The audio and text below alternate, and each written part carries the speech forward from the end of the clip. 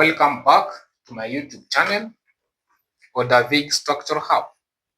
This is a place where you learn, build, and innovate.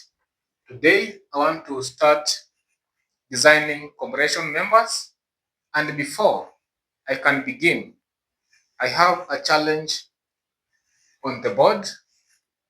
And the challenge is a question from a past paper which I came across, and I thought it should be better to share with you guys so that you may see how you can handle or solve such a question when given in an exam. So I will read the question. A timber is to be supported by a 50 by 50 joist spaced at 600 millimeter center to center, each of 3.2 meters effective length. Use the data provided to check the adequacy of the joist against A, bending, B, deflection, and C, shear. So these are the data provided. Floor boarding is equal to 0.34 kilonewton per meter square. And then ceiling is 0.15 kilonewton per meter square. Then we have the imposed load is equal to 0.7 kilonewton per meter square. Joist weight is equal to refer to table provided. And then load duration is equal to medium duration. And then modification factor K8 is equal to 1.1. So I will just show you how to go about this question, but I will not finish. So I will leave the rest calculation for you guys to complete it. Solution. Under solution, we have total loading. So we will start calculating the total loading or a design loading. As you can see, we have floor boarding equal to 0.34, ceiling 0.15, imposed load 0.7. But for joist weight, you have been told refer to table provided. So we will first calculate the loading for joist, which is a dead load. So joist weight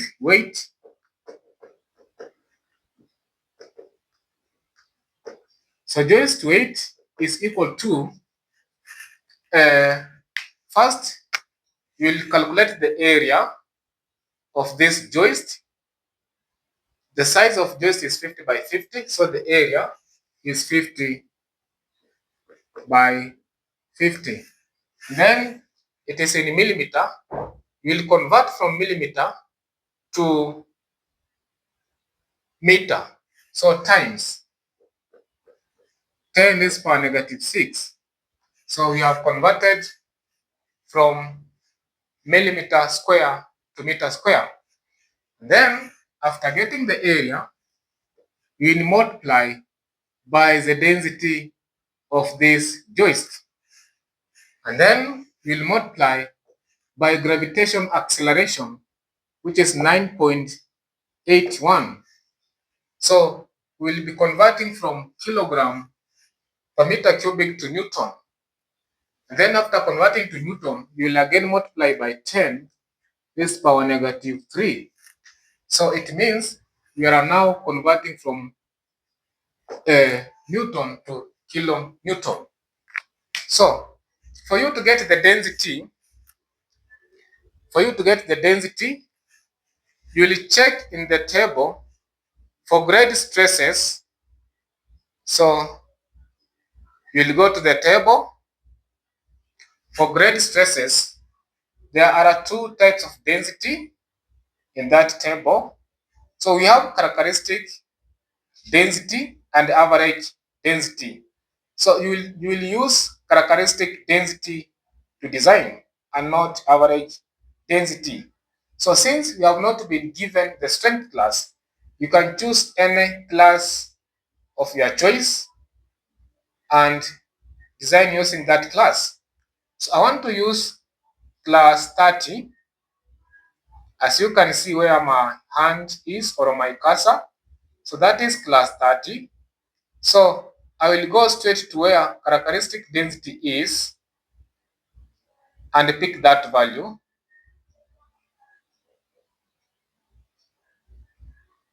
So the characteristic density is 380 kilogram per meter cubic.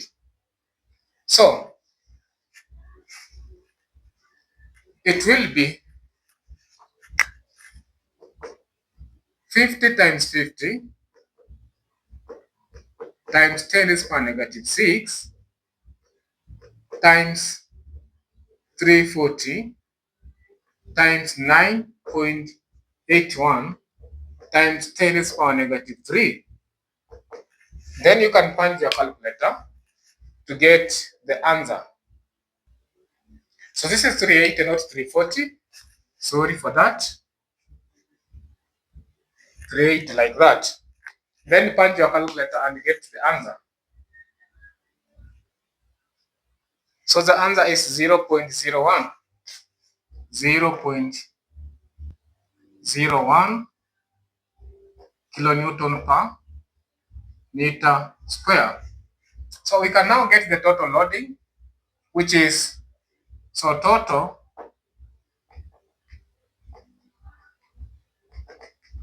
loading is equal to 0.34 plus 0.15 plus 0.7 plus 0.01. So this is in kilonewton per meter square. So let's do that. 0.34 plus 0.15 plus 0.7 plus 0.01. So the answer is 1.2 kilonewton per meter square. So we will reduce this from kilonewton per meter square to kilonewton per meter so that we can get a uniform distributed load. So the joist is spaced at 600 millimeter center to center. So if I can sketch the joist, so this is the joist.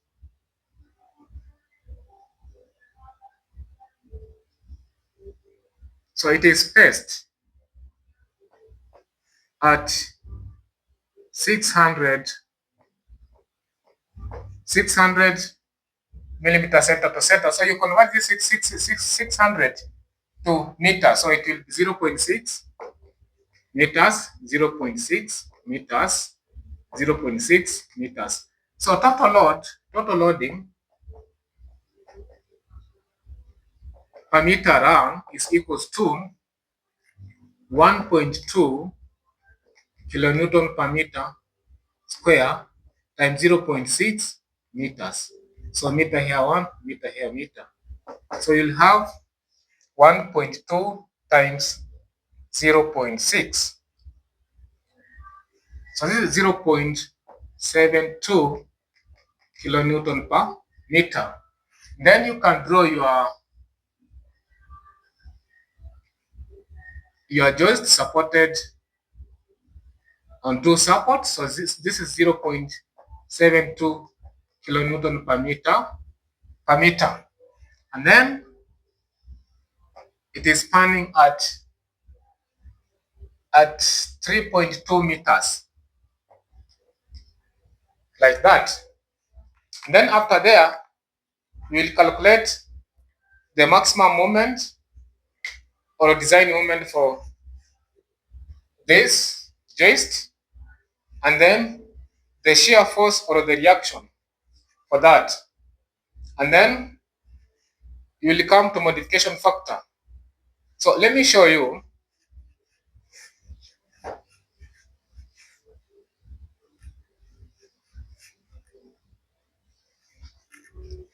So maximum moment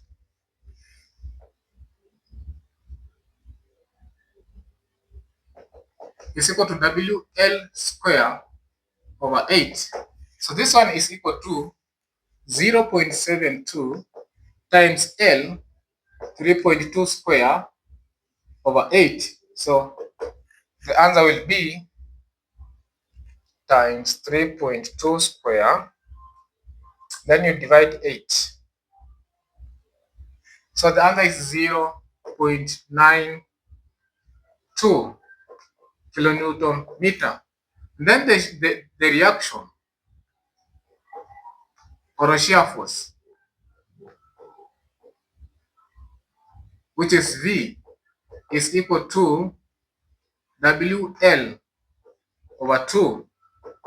So this one is equal to W is 0.72 times L 3.2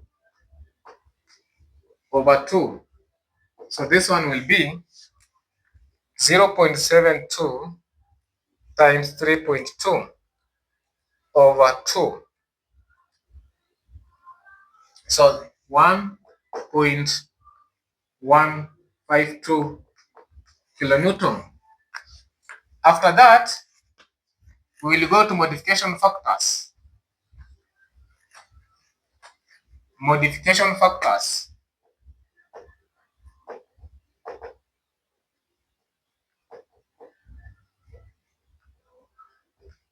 Which is K. So under the question, we have been given K8 is equal to 1.1. We also have K7. So for K7, the depth is 50 millimeter. So for K7, we will use, let me show you. The condition for K7 are this. Check on this table. You have been told K7 is equal to 1.17 for solid timber beams having H less than or equal to 72 millimeter.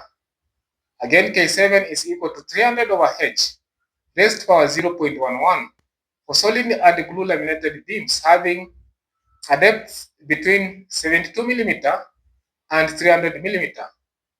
And K7 is equal to 0.81 into bracket H square plus 92 300 close the bracket over H square plus 56 800 for solid and glued laminated beams having H greater than 300 millimeters.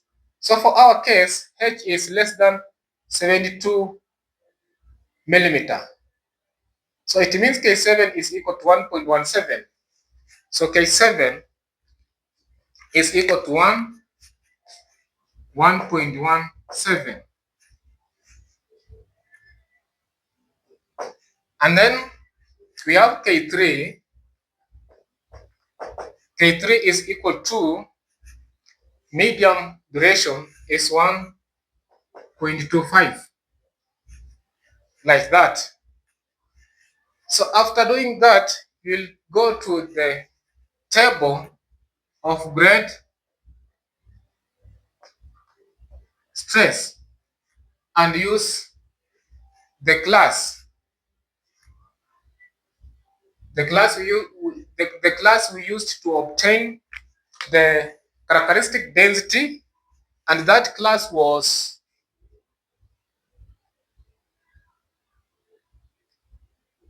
let me check it, was C30. So you will use C30 to obtain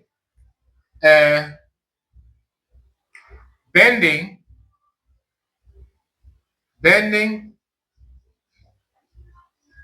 stress in bending prior to grain, and then compression perpendicular to grain, and then shear parallel to grain, and then you will modify to get grade stresses, no, permissible stresses.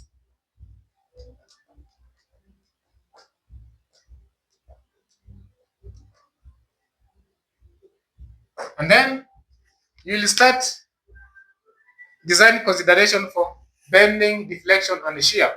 So for me, I will leave it at that point. I know uh, you will finish the question, and if you will have any problem, don't hesitate to reach me through a comment section, and I will be able to reply to you.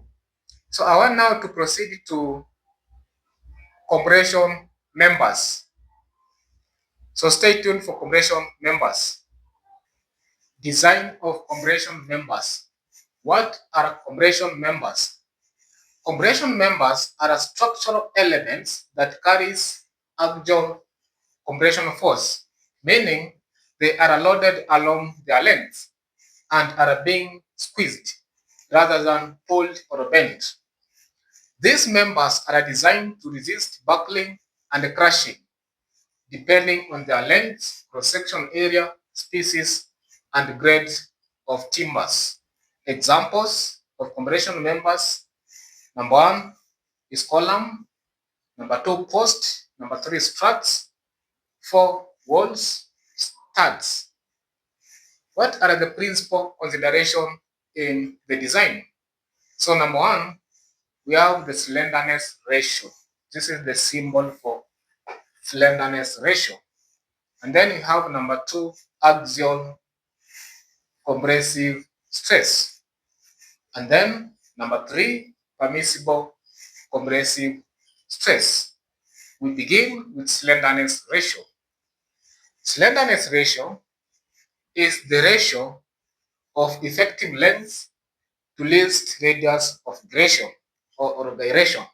So this is the formula for slenderness ratio.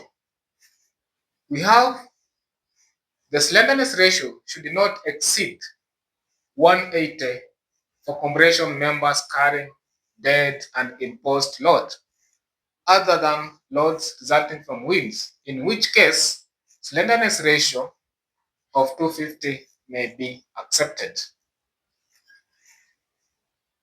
Effective length of a column may be obtained by multiplying the actual length, which is L, of a column by coefficient, which is a function of the fixed at the column ends. So LE is equal to L times a coefficient. So these are the following are the coefficients for different column end condition. So number one, we have restraint at both ends in position and in direction. So in bracket, both end fixed. As you can see, this is the illustration. We're using a diagram. So the coefficient is 0.7. We proceed to number two. We have restraint at both ends in position and one end in direction. So in bracket, we have one end fixed, other end pinned. So the diagram is an illustration for that explanation. So the coefficient for that is 0.85. Then we proceed to number three, restrained at both ends in position, but not direction. In bracket, both end pinned. So this is the diagram for that. The coefficient is equal to 1.0. Then we have number four, restrained at one end in position and direction, at the other end in direction but not in position.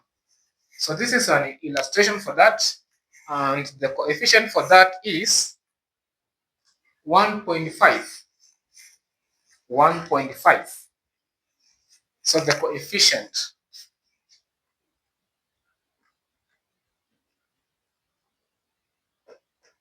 1.5. We proceed to number 5.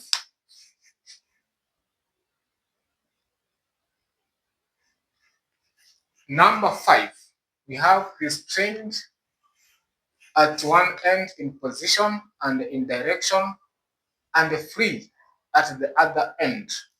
So the coefficient is 2.0. Then let's talk about radius of gyration. So the least radius of gyration is obtained by radius of gyration is equal to the root of I over A, whereby I is equal to second area of non-symmetrical section and A is equal to cross-section area of the section. Then we proceed to consideration number 2, that is axial compressive stress. The axial compressive stress is the applied stress of the structure in service and is obtained by grade compressive parallel to grain is equal to force over area, which imply compressive stress is equal to F over A. Then we proceed to permissible compressive stress.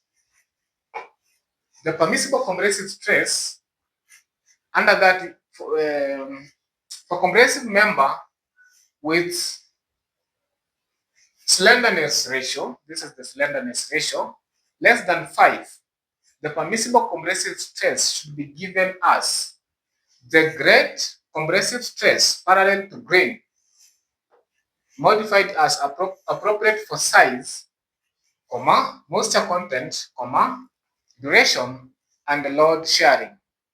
So the permissible compressive stress parallel to grain is equal to K1 times K2 times K3 times K8 times grade compressive stress parallel to grain for slenderness ratio less than 5. That is case 1. We proceed to case 2. For compressive member with slenderness ratio greater than 5 or equal to 5, the permissible compressive stress should be taken as the grade compressive stress parallel to grain modified as appropriate size, moisture content, duration of loading, load sharing, and modification factor K12. So in short, the permissible compressive stress for slenderness ratio, which is greater than 5 or equal to 5, is equal to K1 times K2 times K3 times K8 times K12 times the grade compressive parallel to grain, like that.